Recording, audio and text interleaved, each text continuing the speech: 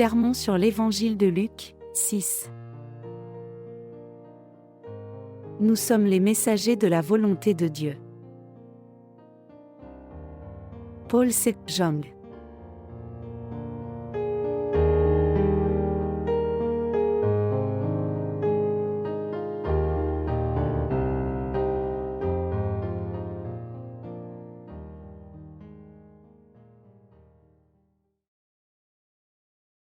Croyons en la justice de Dieu. Luc 16, 19-31. Il y avait un homme riche, qui était vêtu de pourpre et de fin lin, et qui chaque jour menait joyeuse et brillante vie.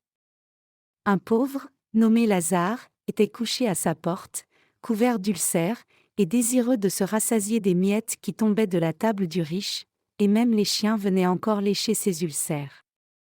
Le pauvre mourut, et il fut porté par les anges dans le sein d'Abraham. Le riche mourut aussi, et il fut enseveli. Dans le séjour des morts, il leva les yeux, et, tandis qu'il était en proie au tourment, il vit de loin Abraham, et Lazare dans son sein.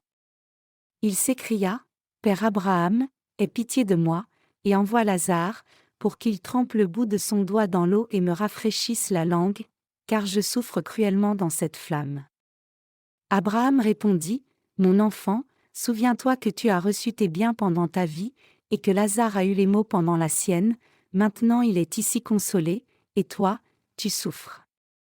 D'ailleurs, il y a entre nous et vous un grand abîme, afin que ceux qui voudraient passer d'ici vers vous, ou de là vers nous, ne puissent le faire. » Le riche dit, « Je te prie donc, Père Abraham, d'envoyer Lazare dans la maison de mon père, car j'ai 5 frères. C'est pour qu'il leur atteste ces choses, afin qu'ils ne viennent pas aussi dans ce lieu de tourment. » Abraham répondit, « Ils ont Moïse et les prophètes, qu'ils les écoutent. » Et il dit, « Non, Père Abraham, mais si quelqu'un des morts va vers eux, ils se repentiront. » Et Abraham lui dit, « S'ils n'écoutent pas Moïse et les prophètes, ils ne se laisseront pas persuader quand même quelqu'un des morts ressusciterait. » En quoi devons-nous croire? Chers croyants, en lisant les passages des Écritures d'aujourd'hui, je me sens comme si je venais de regarder un film intitulé « L'homme riche et Lazare ». Vraiment, lorsque j'ai vu la vie de ces 2 personnes, je me suis senti comme si je voyais une scène se dérouler. À la différence de l'incertitude sur l'arrière-plan familial de cet homme riche, une chose qui est claire, c'est qu'il a vécu somptueusement comme un grand homme riche sans aucune indisposition, mangeant bien et vivant richement jusqu'au jour de sa mort. A contrario, ce mendiant pauvre nommé Lazare a vécu dans la vraie misère tout au long de sa vie, bien qu'on ne sache pas comment il en est arrivé là. Il a mené sa vie en vivant devant la porte de l'homme riche, en mendiant et en fouillant dans les déchets pour manger les restes qui tombaient de la table de l'homme riche. Ainsi, dans ce monde, ces 2 hommes ont vécu une vie aux 2 extrêmes. Cependant, que leur est-il arrivé après leur mort? La situation a changé. C'est comme regarder un film avec une fin dramatique. Après sa mort, Lazare le mendiant a été amené dans le sein d'Abraham. En d'autres termes, il a vécu en goûtant toutes sortes de richesses et de gloire dans le ciel et recevant l'amour de Dieu. Cependant, l'homme riche, l'autre personnage, est tombé dans le feu qui ne s'étanche jamais et n'a pas eu d'autre choix que recevoir le plus haut tourment des tourments après la mort. Comme une scène, la vie de ces 2 hommes sont dépeintes devant nous. L'Évangile de Luc chapitre 16 parle de choses comme celle-ci. Chers croyants, de cette façon, la vie n'est qu'un rêve vide. Comme un rêve nocturne, c'est futile. Et nous sommes comme des pêcheurs qui naviguent à travers un océan large et profond appelé la vie. Vraiment, la vie est comme le brouillard, et sa gloire est comme la fleur des champs. Je pense que c'est pour cela qu'il y a tant de paroles comme cela utilisées en métaphore pour la vie. Nos vies sont comme les fleurs qui fleurissent seulement au printemps pour un court moment puis dessèchent. Alors, concernant nos vies, que pensez-vous être le plus important? Aussi, que pensez-vous que nous devions obtenir pendant que nous sommes en vie? À travers les passages des Écritures que nous avons lus aujourd'hui, le Seigneur nous donne les réponses aux questions de ce genre et la réponse à la question « Quel genre de vie est une vie de succès ?» La chose la plus importante dans la vie entière de quelqu'un, c'est seulement la foi. Donc, nous devons tous posséder la vraie foi. Même si Lazare souffrait de difficultés sur cette terre, mendiant les restes de nourriture de la maison de l'homme riche, après sa mort, il s'est trouvé dans le sein d'Abraham. Lazare a été amené dans le sein d'Abraham après sa mort précisément parce qu'il avait la foi qui croit en Dieu. Abraham est le père de la foi, et il était un homme dont la foi était la plus grande parmi ceux qui ont cru la parole de Dieu. Alors, pourquoi pensez-vous que la Bible ait dit que Lazare a été amené dans le sein d'Abraham, au lieu de dire directement qu'il est entré au ciel? Il semble que ce Lazare soit entré au ciel seulement par la foi, qui croit en la justice de Dieu tout comme Abraham. En tout cas, Lazare était un homme qui savait ce dont il avait réellement besoin en vivant sur cette terre. Il semble qu'il était un homme de foi. Sa situation était difficile, et l'histoire de sa vie était si ennuyeuse et faite d'agonie que dans une perspective charnelle, il aurait mieux valu qu'il ne soit pas né du tout.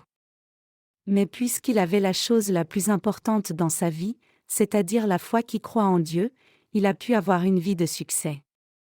J'espère que vous réaliserez le fait que nous devons tous avoir la foi qu'avait ce Lazare, et que la foi nous permettra d'arriver dans le sein d'Abraham, le père de la foi. La foi de Lazare est la foi la plus sincère qui croit en Dieu, tout comme Abraham. Dans nos vies, quelle est la chose la plus importante dont nous avons besoin? C'est la foi qui croit en la justice de Dieu. Même si nous ne possédons rien d'autre, nous devons au moins posséder cette foi sans faute. Tous ceux qui sont nés sur cette terre doivent posséder la foi qui croit en la justice de Dieu dans leur cœur. Nous devons croire en Dieu. La foi doit être dans nos cœurs. Mais autrement, si nous ne possédons pas la vraie foi dans nos cœurs, nos vies seront seulement quelque chose d'éprouvant, et ce ne sera que la vanité de la vie. Bien que nous soyons venus dans la vie les mains vides, nous devons au moins posséder la foi quand nous irons vers Dieu. Si nous ne pouvons pas emmener la foi avec nous devant Dieu, alors nos vies seront un échec. Indépendamment de la façon dont nous avons vécu dans ce monde, quand nous irons devant Dieu, nous devons y aller avec la foi qui croit en Dieu dans nos cœurs, tout comme Abraham. Au lieu de dire « c'est ce que Lazare a fait », nous qui sommes nés de nouveau devons suivre l'exemple de Lazare et posséder la foi qui croit en la justice de Dieu. Dans ce monde, il y a beaucoup de gens qui ne le font pas. Cela signifie précisément qu'il y a beaucoup de gens qui sont comme l'homme riche mentionné dans le passage des Écritures d'aujourd'hui. La Bible n'a probablement pas divulgué le nom de cet homme riche parce que beaucoup de gens finissent par tomber dans le genre de vie d'un tel homme. Cet homme riche ne pouvait pas aller dans le sein d'Abraham après sa mort. Il a été jeté dans le feu brûlant de l'enfer. Certaines personnes demandent « Avez-vous vu l'enfer ?» Comment savez-vous si vous ne l'avez jamais vu? Mais vous devez garder à l'esprit le fait que l'image de l'enfer soit clairement dépeinte dans la Bible. Un endroit où il fait si chaud que l'on ne voudrait sincèrement même pas une gorgée mais juste une goutte d'eau du bout du doigt, c'est précisément l'enfer. La manifestation substantielle du tourment, c'est précisément l'enfer. Il y a une raison pour laquelle nous utilisons souvent l'expression « tourment infernal ». À coup sûr, cet homme riche est allé en enfer parce qu'il n'avait pas la foi qui croit en Dieu. Il a fini par tomber dans l'enfer, plutôt que de pouvoir être amené dans le sein d'Abraham. Dans ce passage, il n'y a rien qui dit si l'homme riche avait péché davantage que Lazare ou vice-versa. Les gens pensent habituellement que l'on doit aller en enfer parce que l'on a péché plus que la moyenne des gens et qu'un autre va au ciel parce qu'il a moins péché. Cependant, les gens ne vont pas au ciel ou en enfer juste en ayant commis beaucoup ou peu de péchés. Les choses comme cela sont les standards propres de quelqu'un, et ce ne sont que des pensées humaines erronées. Pouvez-vous ou ne pouvez-vous pas entrer dans le royaume de Dieu? Allez-vous au ciel ou allez-vous en enfer? Chers croyants, cela dépend seulement du fait que vous croyez ou non en la justice de Dieu. Cela dépend du fait que vous possédiez ou non la foi qui croit en la parole de Dieu.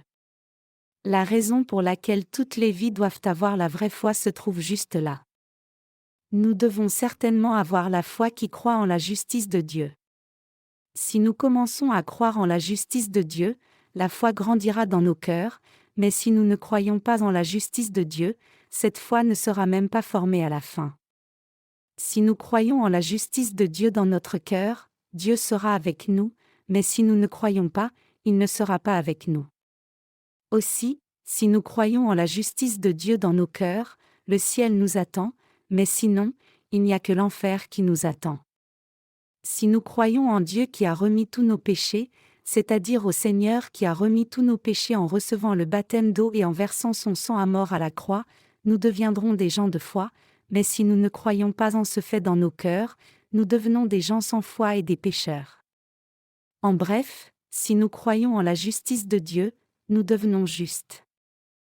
La Bible dit, « Car je n'ai point honte de l'évangile de Dieu, c'est la puissance de Dieu pour le salut de quiconque croit, pour le juif premièrement et aussi pour le grec, parce qu'en lui est révélée la justice de Dieu par la foi et pour la foi, selon qu'il est écrit, le juste vivra par la foi. » Romains 1, 16-17. Chers croyants, tout ce que vous devez faire c'est croire. Si vous ne croyez pas, il n'y a pas de foi. Mais, si vous croyez, alors la foi viendra à l'existence. Donc, vous devez posséder la foi sans faute. Nous devons certainement croire en la justice de Dieu. Pour nous, les croyants, recevoir le salut n'est pas tout. Même après avoir reçu le salut, nous devons continuer à tenir ferme dans cette foi sans quoi nous la perdrons.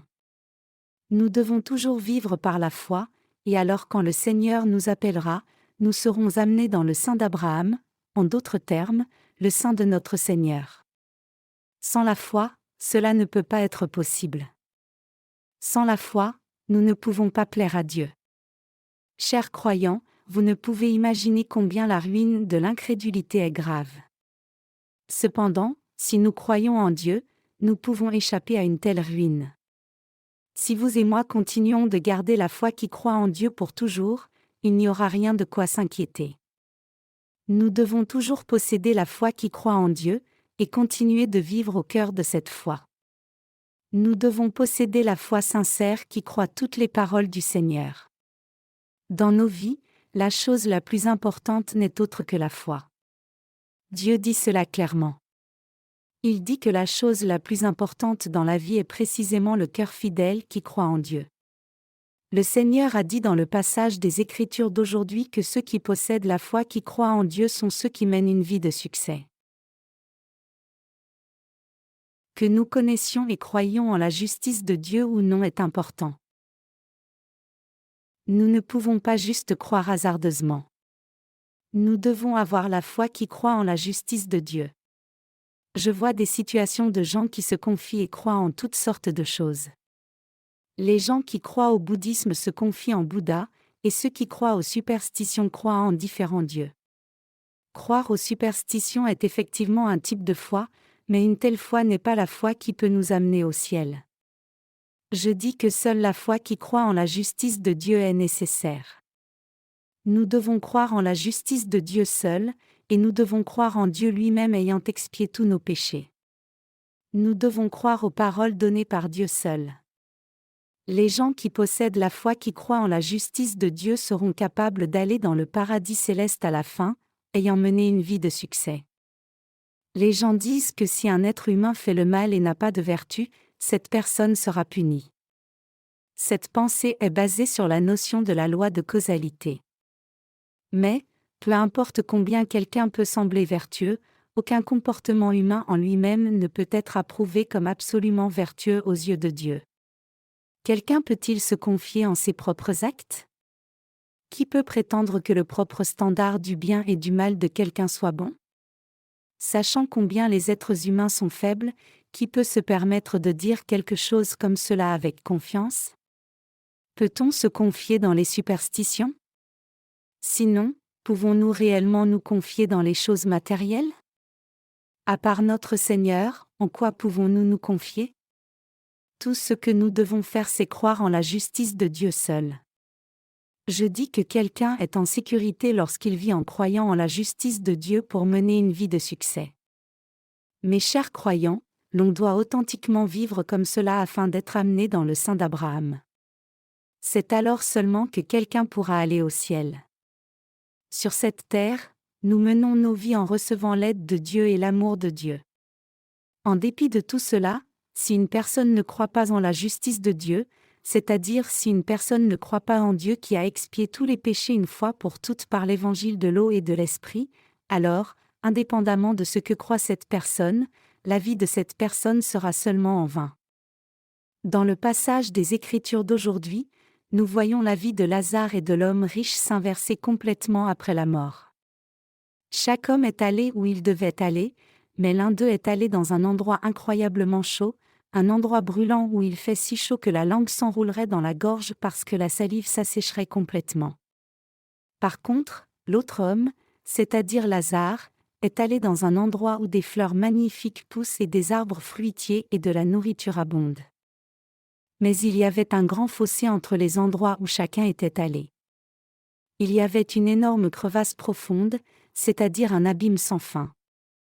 Ainsi, la Bible nous dit que ces deux hommes ne pouvaient pas se rejoindre l'un l'autre.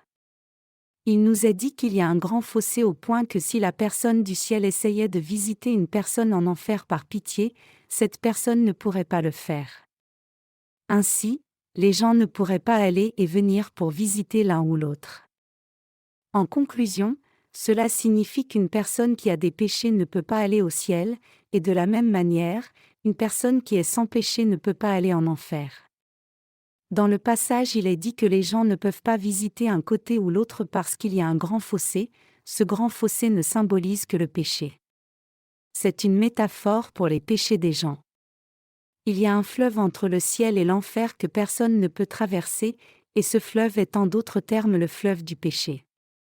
Ainsi, si une personne a des péchés, cette personne ne pourra jamais aller au ciel.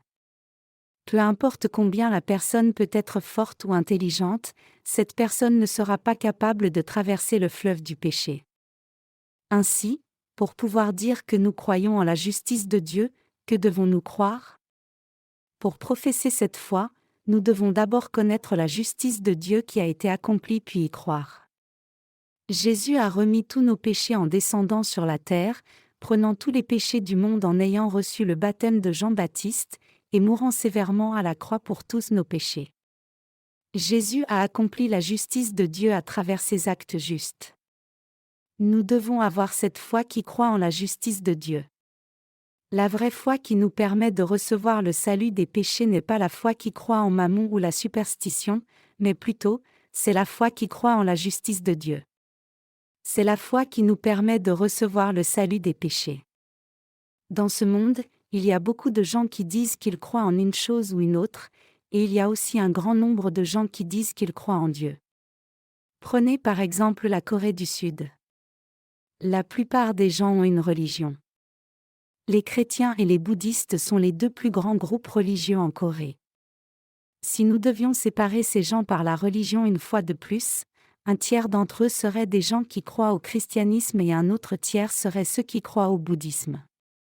Ainsi, parmi ceux qui professent croire en Dieu, combien d'entre eux possèdent authentiquement la foi qui connaît et croit en la justice de Dieu, selon vous ? Nous devons réfléchir au moins une fois à savoir s'ils croient sincèrement ou pas à tous les actes justes accomplis par Jésus comme Lazare qui a été amené dans le sein d'Abraham. La foi qui croit en la justice de Dieu est la seule qui vous sauve du péché et vous permet d'entrer au ciel. Il doit y avoir une telle foi en nous, la foi qui croit au Seigneur qui a fait que nous soyons les justes nés de nouveau, c'est-à-dire la foi qui croit en lui qui a fait de nous les enfants de Dieu. En me donnant l'évangile de l'eau et de l'esprit, Dieu a fait de moi son enfant, il me donnera les bénédictions et prendra soin de moi. Nous devons posséder ce genre de foi. Cette foi est précisément la même foi que celle de Lazare, celle qui nous permet d'entrer au ciel. Tous les gens peuvent aller au ciel seulement s'ils possèdent la foi comme celle de Lazare. Et une fois que les gens possèdent une telle foi, ils doivent s'attacher à cette foi et méditer sur cette foi chaque jour afin de ne pas perdre cette foi. Prenez le mendiant Lazare en exemple. Il est probablement resté mendiant jusqu'à sa mort. Cependant, ce n'est pas ce qui est important. Bien qu'il ait mendié toute sa vie, c'est important de considérer que lorsqu'il est mort, il a été amené dans le sein d'Abraham. Clairement, c'est ce que dit la Bible. Dieu n'a pas beaucoup d'intérêt pour les choses charnelles comme la richesse, la prospérité, l'honneur et la santé qui appartiennent à nos vies dans ce monde. Je pense qu'il a permis à Lazare de mener une vie dans le besoin dans ce monde parce qu'il allait compenser par des choses bien meilleures et le faire vivre plus richement. Cela signifie qu'il ne considère pas les choses du monde comme étant importantes. À la fin, où Lazare est-il allé? Il est allé au ciel. Il a pu entrer dans le ciel parce qu'il a bien cru en Dieu. Il est allé au ciel parce qu'il a vraiment cru la parole de Dieu. Même si dans cette vie il était dans la situation où il mendiait sa nourriture devant la porte de quelqu'un d'autre, et a vécu de cela, à la fin, il est entré au ciel parce qu'il a entendu la parole de Dieu et a cru la vérité disant que Dieu a expié tous ses péchés par l'eau, le sang et l'esprit. Il a cru la parole de promesse que Dieu allait faire de quiconque croit ainsi son enfant. Il a reçu la rémission des péchés parce qu'il a cru. Et après avoir reçu la rémission des péchés et vécu en croyant en Dieu, il a pu aller dans le sein de Dieu quand il l'a appelé à lui. Chers croyants, pouvez-vous imaginer combien Lazare était heureux? Menons une vie de succès comme Lazare. Dans le passage des Écritures d'aujourd'hui, nous avons vu l'homme riche et Lazare. Entre ces deux hommes, la conclusion c'est que Lazare a mené une vie de succès mais l'homme riche a mené une vie indigne. Ainsi, pouvez-vous imaginer combien Lazare devait se sentir heureux, car il était allé au ciel juste en croyant en Dieu même s'il avait vécu misérablement comme cela durant sa vie? Même si Lazare avait des manquements, il était néanmoins en mesure de demeurer dans le ciel parce qu'il avait la foi qui croit en Dieu. Puisqu'il avait reçu la rémission des péchés en croyant au Seigneur, il était correct qu'il obtienne la vie éternelle. Le Seigneur a probablement dit ce qui suit: « Cher Lazare, jusqu'à ce que tu viennes à moi, tu avais la foi qui croyait en moi. Donc, il convient que tu viennes ici. C'est correct que tu restes ici avec moi. Mais toi, l'homme riche, tu n'as pas eu la foi qui croit en moi. N'as-tu pas mené ta vie en jouissant de tous les plaisirs du monde sans croire en moi? Pour ce prix, tu as perdu ta qualification pour venir vers moi, et comme prix pour ne pas avoir cru en moi, il convient que tu partes en enfer. Que as-tu à m'en vouloir? Tu as joui de beaucoup de richesses et de prospérité. Et ensuite, tu es venu dans cette vie d'après les mains vides. Donc, il convient que tu sois jeté en enfer. As-tu payé le prix du carburant pour ta résidence éternelle ou pour autre chose? Alors tu dois juste être reconnaissant de vivre dans le feu maintenant même. Puisque Dieu nous aime tant, il a planifié depuis les jours de la Genèse de faire de nous son peuple. Puisque Dieu nous a créés dans un tel but, les gens qui croient en la parole de la promesse de Dieu qui montre son amour et son intention dans leur cœur seront bénis de lui, ils recevront la vie éternelle en demeurant pour toujours avec lui.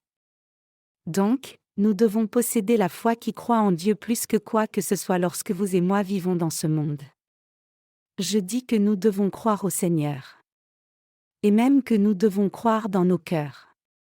Et nous devons aussi garder et défendre cette foi. Quand nous le faisons, nos vies deviennent un succès. Tout le reste n'est pas une vie de succès. Aussi longtemps que nous possédons la foi qui croit en Dieu, nos vies auront du succès.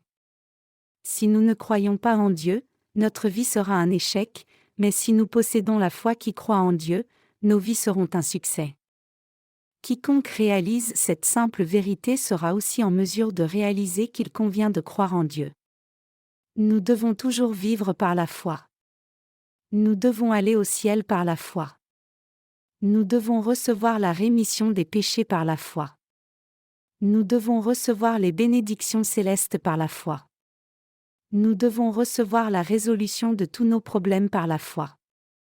La solution aux problèmes se trouve réellement dans la foi correcte. Pour cette raison, je continue à vous dire que nous devons croire la parole de Dieu. Et, nous qui sommes sauvés, devons garder cette foi jusqu'à la fin. Nous devons vivre notre foi en croyant au Seigneur. Si seulement nous pouvions vivre notre foi en chérissant la foi, alors il n'y a rien que nous ne pourrions pas faire. Vous pourriez bien demander, comment puis-je croire en la dite justice de Dieu qui ne peut être ni vue ni entendue? Tout ce que vous devez faire c'est croire en Dieu lui-même, n'est-ce pas? Si vous croyez en Dieu, vous pouvez pleinement croire en la justice de Dieu. Croire en Dieu c'est la pierre angulaire de notre foi. Si vous croyez en Dieu, vous pouvez croire en ce qu'il a planifié, ce qu'il a fait, et ce qu'il fera pour nous à l'avenir, en tout. Nous devons mener une vie de succès en croyant en la justice de Dieu. Si nous voulons réussir, nous devons d'abord croire en Dieu. Si nous voulons échouer, nous n'avons pas à croire en Dieu, mais si nous voulons mener une vie de succès, nous devons croire en Dieu. Y a-t-il quelqu'un dans ce monde qui n'espère pas le succès? Ainsi, je dis que tout le monde doit croire en Dieu, indépendamment de la personne. Le Seigneur nous a dit, donc, que vous mangiez ou buviez, ou quoi que vous fassiez, faites tout pour la gloire de Dieu, 1 Corinthiens 10h31. Nous devons croire en Dieu, peu importe ce que nous faisons dans ce monde, peu importe comment nous vivons, peu importe dans quel genre de situation nous vivons, peu importe quel genre de travail nous faisons et la suite de notre vie. De plus, nous devons mener nos vies en gardant cette foi. Les gens qui ne croient pas en Dieu sont tout destinés à être détruits. Par contre, les gens qui croient en Dieu sont destinés à réussir. Les croyants en Dieu recevront la force pour mener leur vie dans ce monde, mais les incrédules envers Dieu ne pourront pas mener leur vie. Alors que nous vivons dans ce monde, ce qui nous trouble c'est de ne pas avoir foi en Dieu. Donc une fois que vous commencez à croire en Dieu, il n'y aura plus de difficultés et d'agonie. Nous devons tous continuer à vivre avec ce genre de foi. Vous et moi devons tous mener nos vies en ayant la foi. En bref, c'est correct que tous les gens doivent finalement croire en Dieu. C'est alors seulement que les gens réussiront. Et particulièrement pour ceux qui ont reçu le salut, ils doivent bien garder cette foi. La foi qui croit en Dieu doit toujours se trouver dans votre cœur. La foi qui croit en Dieu doit authentiquement avoir sa place dans votre cœur. C'est seulement quand vous avez cette foi que vous pouvez devenir une personne à succès et être en mesure de vivre heureux. Sans foi, tout est inutile. Le Seigneur dit, « Or sans la foi il est impossible de lui être agréable, car il faut que celui qui s'approche de Dieu croie que Dieu existe et qu'il est le rémunérateur de ceux qui le cherchent. » Hébreux 11h6. Croyez-vous? Oui, veuillez croire. Chers croyants, j'espère qu'il n'y aura personne parmi vous qui meurt de soif après être venu à la source. Car la source de vie est juste devant vous, et tout ce que vous devez faire, donc, c'est boire de l'eau de cette source. J'espère que vous ne deviendrez pas quelqu'un qui meurt de soif juste parce que vous ne buvez pas cette eau. Étonnamment, il y a beaucoup de gens comme cela. En dépit d'être venus dans l'Église de Dieu et d'avoir entendu la parole de Dieu, il y a beaucoup de gens destinés à l'enfer parce qu'ils n'acceptent pas cette parole dans leur cœur ni ne croient. Il y a des gens qui continuent à vivre sous la malédiction de Dieu parce qu'ils ne croient pas. Je dis qu'il y a vraiment beaucoup de gens comme cela. J'espère qu'il n'y aura personne parmi vous qui soit comme cela. Cette Église n'est autre que l'Église de Dieu. La parole de Dieu est prêchée à travers cette Église. Et aussi, beaucoup de gens passent par là. Mais parmi ces gens nombreux qui passent par l'Église, certains croient, mais certains non. Qu'arrive-t-il aux incrédules? Puisqu'ils ne croient pas, ils iront à l'endroit même où l'homme riche mentionné dans le passage des Écritures d'aujourd'hui est allé. Après la mort, particulièrement en enfer, l'arbre généalogique et le sort ne signifient rien. Si une personne ne croit pas, alors cette personne est destinée à l'enfer, pour sûr. Ah, alors permets à Lazare de visiter ma maison. J'ai 5 frères, et parmi ma fratrie, je suis le plus âgé. Alors, permets à ces 5 frères de savoir que leur frère aîné est en enfer maintenant, et dis-leur qu'ils doivent aller au ciel sans faute en ayant la foi. Si tu fais que Lazare dise ces choses, mes frères croiront tous. Ainsi, l'homme riche a imploré.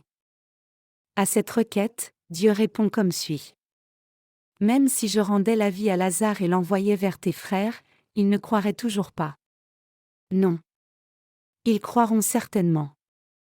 Ils croiraient si Lazare sortait du tombeau et expliquait qu'il était le mendiant qui venait de mourir récemment. Tout ce qu'il doit faire, c'est dire que lorsqu'il est mort, il s'est trouvé au ciel, mais de l'autre côté du fossé, il a vu leur frère aîné manquer de souffle dans le feu brûlant de l'enfer. Permets-lui juste de dire à mon frère, vraiment, je suis venu parce que ton frère aîné a imploré Dieu de m'envoyer ici. Il a supplié Dieu de ne pas laisser ses jeunes frères venir en enfer. S'il dit quelque chose comme cela, mon jeune frère croira certainement. Ces paroles de l'homme riche qui était tombé en enfer sont toutes inutiles. Vous savez tous que peu importe ce que fait quelqu'un, une personne qui ne veut pas croire ne croira pas, n'est-ce pas? Aussi, Dieu a dit qu'il ne ferait jamais cela. Que arrivera-t-il si quelqu'un comme Lazare ici meurt et va au ciel après avoir vécu vraiment dans le besoin sur la terre mais devait revenir dans ce monde dégoûtant dans sa chair pesante? Je pense que si le Seigneur permettait que de telles choses arrivent d'une façon, il n'y aurait aucun incroyant. Aucun ouvrier de la mission ne serait nécessaire sur la terre alors. Je suppose que l'Église ne serait pas nécessaire sur la terre non plus. C'est parce que si un croyant meurt et va dans le royaume de Dieu mais qu'après avoir vécu là il reçoit l'ordre de revenir à la vie et dit « Croyez », tout le monde croirait.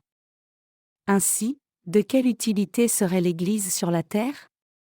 De quelle utilité serait ce que les serviteurs de Dieu prêchent la parole de Dieu?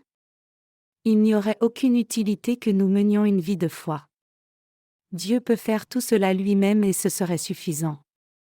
Dieu lui-même a créé toutes choses, donc il peut prêcher l'Évangile et tout le reste lui-même. Si Dieu devait prêcher la parole à travers quelqu'un qui serait mort et revenu à la vie, n'est-il pas vrai que nous n'aurions pas alors besoin de faire l'œuvre de Dieu si difficilement comme cela? Mais, Dieu nous a dit qu'il est la tête de l'Église et les croyants sur cette terre sont le corps, c'est-à-dire ses mains et ses pieds. Si le Seigneur faisait tout le travail, alors nous n'aurions aucun travail à faire du tout. Si nous devions mourir au moment où nous croyons en Jésus sur la terre et si nous allions au ciel au moment de notre mort, alors cette terre ne serait rien d'autre qu'un cimetière. Aussi longtemps qu'il ne le fait pas, le rôle et le devoir de ceux qui sont sauvés est très important. Nous devons croire la parole de Dieu. Pour les gens qui n'ont pas reçu le salut, ils sont comme cela parce qu'ils n'ont pas la foi qui croit en Dieu. Ils vont en enfer parce qu'ils ne croient pas, chers croyants. Devez-vous aller aux États-Unis pour croire que les États-Unis existent?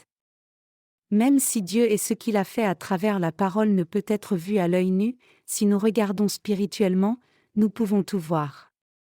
Les gens qui sont spirituels peuvent croire la parole pleinement. Chers croyants, croyez-vous en la justice de Dieu? Croyez. Dieu nous a sauvés, vous et moi, par sa justice. Afin que nous ne tombions pas dans le grand abîme, il nous a donné à vous et moi, les croyants, le salut et la vie éternelle en expiant complètement les péchés du monde ainsi que tous nos péchés. Si vous menez votre vie en croyant en Dieu et en sa parole, vous recevrez le salut, obtiendrez la vie éternelle, et serez revêtus de sa grâce. Alors, pourquoi les gens ne croient-ils pas en Dieu et agissent-ils avec entêtement? Il n'y a rien à gagner en reniant Dieu. Si l'on pouvait aller dans un bon endroit après avoir bien vécu sans croire en Dieu, alors, il n'y aurait pas besoin de croire en lui. Il est écrit, « Or, la foi est une ferme assurance des choses qu'on espère, une démonstration de celles qu'on ne voit pas. » Hébreux 11h1. Chers croyants, c'est la foi. Je veux que vous sachiez que le seul fait que nous croyons en ce qu'on ne peut voir à l'œil nu ne signifie pas que ce ne soit qu'une simple illusion. Plutôt, je veux que vous sachiez que l'on peut voir la réalité de toutes choses en ouvrant les yeux spirituels par la foi. En croyant en Dieu, nous arrivons à la foi vraie et authentique, la seule chose qui nous est absolument indispensable dans ce monde. Chers croyants, menons donc nos vies en croyant en la justice de Dieu.